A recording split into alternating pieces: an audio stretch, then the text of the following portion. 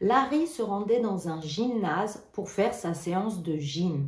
Il va avoir le coup de foudre sur Rebecca qui voulait se servir de la même machine d'entraînement que lui.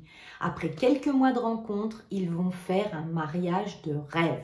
Mais cette vie de rêve va se briser et finir dans un bain de sang.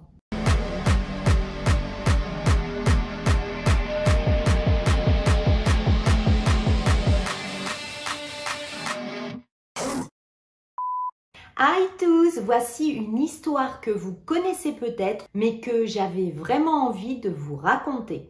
Avant de commencer cette histoire, abonne-toi parce que ça me rend service et que c'est gratuit pour toi. Et puis parce qu'en plus, j'ai 90 histoires folles que tu pourras regarder. Allez, ne perdons pas de temps. Je vais vous raconter l'histoire d'un couple bien particulier. Parlons d'abord de Larry Fenton. Larry Fenton, le futur mari, est originaire de Woodbury, New Jersey. Alors, Woodbury, c'est collé à New York. Là, Larry a pu toucher à diverses activités tout au proche de cette grande ville, musées, restaurants et belles promenades. Lui, il a d'abord été architecte de renom, puis il a décidé de changer de métier et de se tourner dans le médical, plus précisément la vente d'appareils médicaux et de produits pharmaceutiques. Et là, il va gagner énormément d'argent. Il mène donc une vie aisée tout près de New York, sans aucun souci à l'horizon.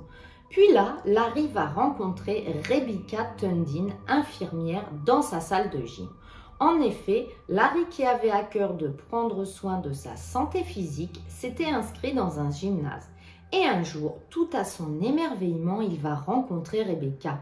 Ils voulaient tous les deux se servir de la même machine et là, ils sont arrivés l'un et l'autre en même temps et ils ont sympathisé. Tout de suite, Larry, il est sous le charme de cette belle blonde athlétique et joyeuse. D'ailleurs, les deux se sont tellement bien entendus que peu de temps après, rendez-vous au restaurant et promenade arrive. 3 mois après le début de leur relation, ils vont se marier. Le couple s'est marié à Clearwater en Floride avec un mariage en robe blanche. Le couple va également vivre à Clearwater dans une grande maison tout confort avec même une salle de gym particulière dans le garage. Ils étaient très amoureux et heureux, mais tellement amoureux que si fusionnels, ils ne voyaient jamais personne. Ils ne socialisaient donc pas et vivaient leur romance dans leur maison. Mais cela changeait énormément du style de vie qu'avait l'habitude d'avoir Rebecca. En effet, Rebecca, elle avait auparavant son emploi d'infirmière, ses amis et elle était habituée à sortir au restaurant et à découvrir de nombreux endroits au cours de ses promenades. Certes, elle vivait dans une très belle maison avec des jolis meubles et plein de vêtements dans un dressing, mais elle s'ennuyait de toutes ces sorties qu'elle faisait avant. Alors oui, elle avait maintenant accès à des séances de massage esthétique pour la rendre encore plus belle aux yeux de son mari, mais cela ne suffisait pas. Ce n'était pas le même genre de sortie épanouissante à l'air libre ou dans des lieux de partage, comme je vous le disais par exemple les restaurants. C'est en quelque sorte la vie d'une princesse dans une prison dorée. Vous comprendrez donc que lorsqu'elle est devenue la femme de Larry, elle a arrêté son emploi d'infirmière et elle est devenue femme au foyer où sa vie ne consistait qu'à s'occuper de la maison et de son physique. Lui, Larry, il était riche et il était occupé toute la journée par son travail. Il gagnait beaucoup d'argent dans son emploi pharmaceutique et il ne s'ennuyait pas puisque la journée, il voyait ses collègues, ses clients. Il était tout heureux de rentrer, de se reposer et de rester chez lui avec sa femme. Nous sommes rendus au 3 février 2008. Larry avait hâte de regarder le Super Bowl pendant une soirée tranquille devant sa télévision dans sa belle maison. Rebecca, elle décide d'aller dans leur salle de sport dans le garage et elle s'entraîne avec ardeur tout en écoutant la musique assez forte pour lui donner de l'entrain. Quand, pendant sa séance de 2 heures, à la fin, elle entend comme un gros boum sur le toit. Mais comme elle n'a pas entendu aucun bruit après avoir baissé la musique, elle a remonté le son et continué à s'entraîner. Et je vous le rappelle, on est dans une DPAE et ça va virer. Malheureusement, quand Rebecca a fini sa séance d'entraînement, elle est passée par le jardin et elle est rentrée dans la maison. Et là, elle a découvert que Larry gisait dans une mare de sang sur le sol, dans le couloir de l'entrée au pied des escaliers qui montent à l'étage. Rebecca a tout de suite remarqué que la maison était sans dessus-dessous. Les armoires et les meubles avaient été ouverts, vidés, et il y avait des choses partout. Son premier réflexe fut de se pencher sur Larry et de lui prendre le pouls pour voir s'il vivait encore, parce que je vous le rappelle, avant elle était infirmière. Donc son premier réflexe fut de se pencher sur Larry. Ses yeux étaient ouverts. Elle a pris son pouls. Et dans la panique, non réfléchie, elle s'élança dans l'escalier pour voir si quelqu'un était à l'étage. Tout avait été fouillé, mais les voleurs n'étaient plus là. Oui, il y avait du désordre, mais heureusement, il n'y avait plus personne. Rebecca redescendit à toute allure les marches et décida d'appeler le 911. Elle décide donc d'appeler le 911 et elle attend dehors l'arrivée des secours. Les premiers intervenants sont arrivés et ont constaté la mort de Larry. Il avait reçu une balle dans le dos, le bras, le cou et comme je vous l'ai dit, il était étendu au pied de l'escalier dans son sang. La police, dès la première minute, a pensé qu'il s'agissait d'un vol qui a très mal tourné.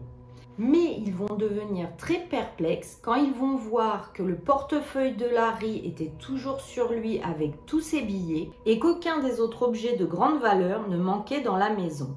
Seule la Jeep de Larry garée habituellement devant la maison avait disparu.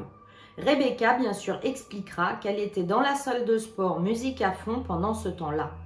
Mais le fait qu'elle ait pris le pouls de Larry 2 fois n'avait aucun sens pour eux. Elle aurait dû tout de suite appeler les secours dès les premières secondes. Et directement là, la police n'a pas de temps à perdre, elle veut pas rater son train, elle va suspecter Rebecca. Car en plus, il n'y avait aucune trace de pas dans le sang autour de Larry. Donc quelqu'un qui se serait approché pour prendre son pouls aurait laissé des traces. Ce n'est pas logique. Et puis les policiers se demandaient encore une fois ce que faisait Rebecca à monter et descendre les escaliers et à vérifier l'étage au lieu d'appeler le 911 directement comme je vous le disais. Les autorités pensaient également qu'un cambriolage un soir où la plupart des gens seraient à la maison en train de regarder le match de football, c'était un peu particulier. Et là, le plus choquant arrive sans nul doute.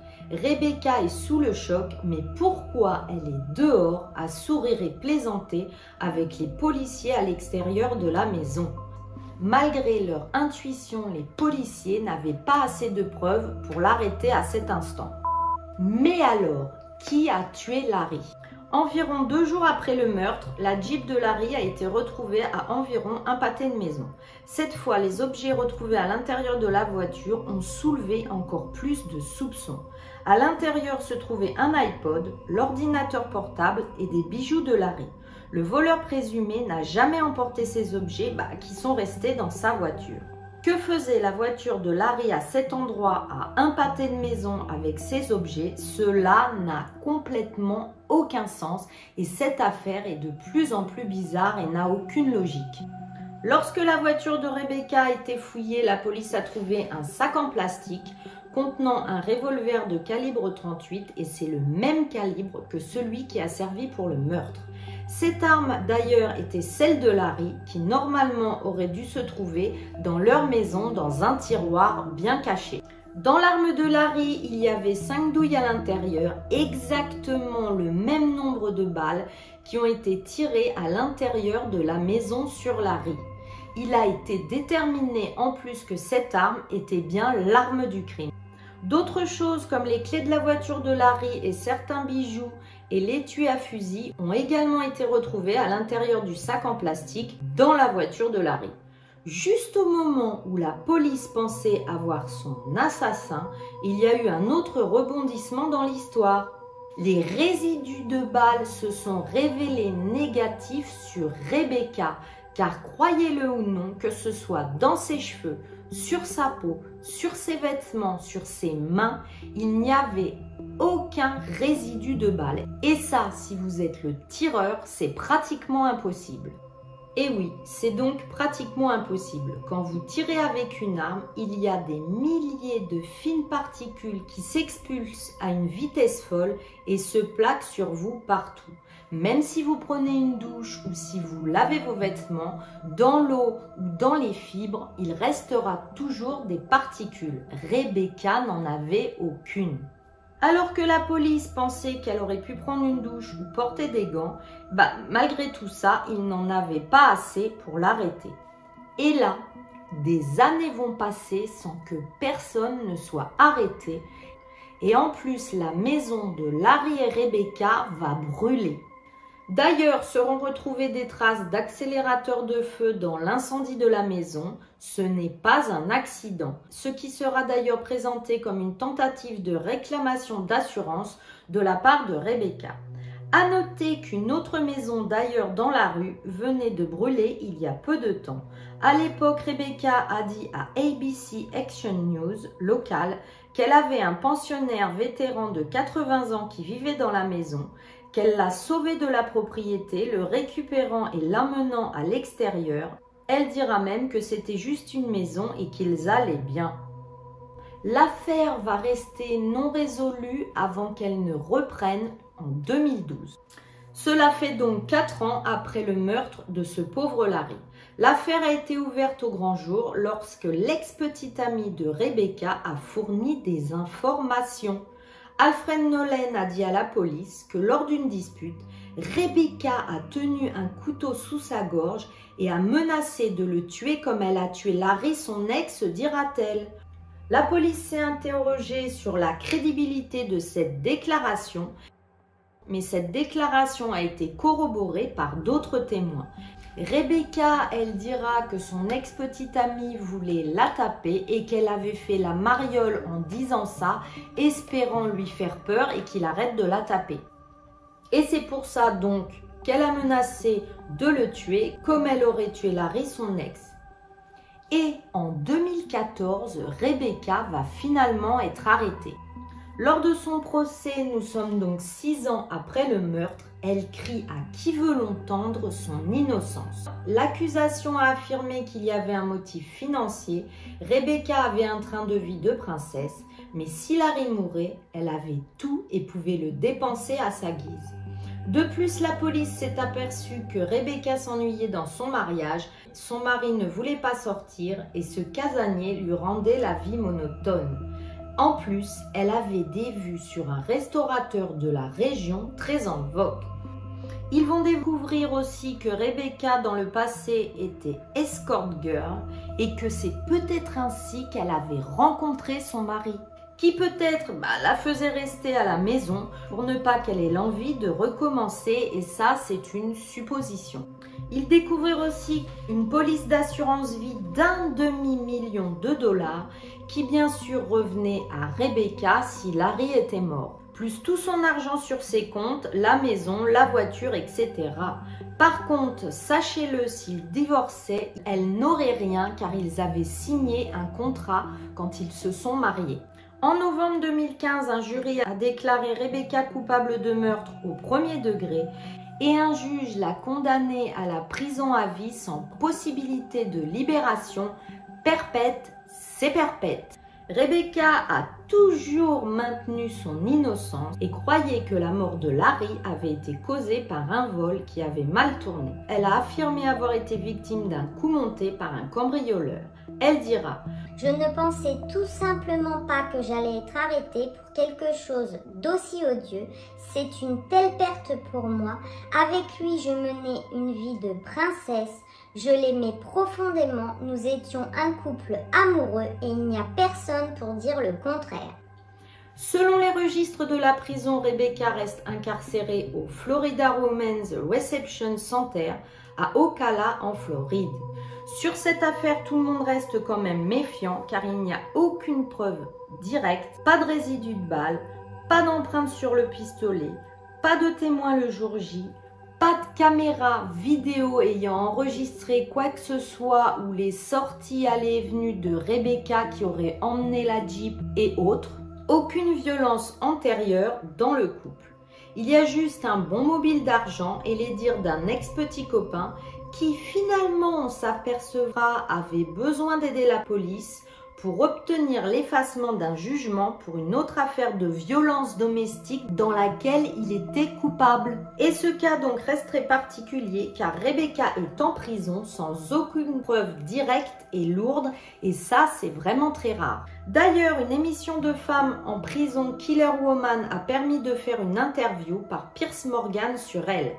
Piers Morgan a décrit cette tueuse reconnue coupable, Rebecca Fenton, comme la meilleure menteuse de tous les temps ou victime d'une erreur judiciaire extraordinaire, à vous de juger, dira-t-il. Il y aura des téléspectateurs qui penseront peut-être qu'elle l'a fait ou qu'elle ne l'a pas fait.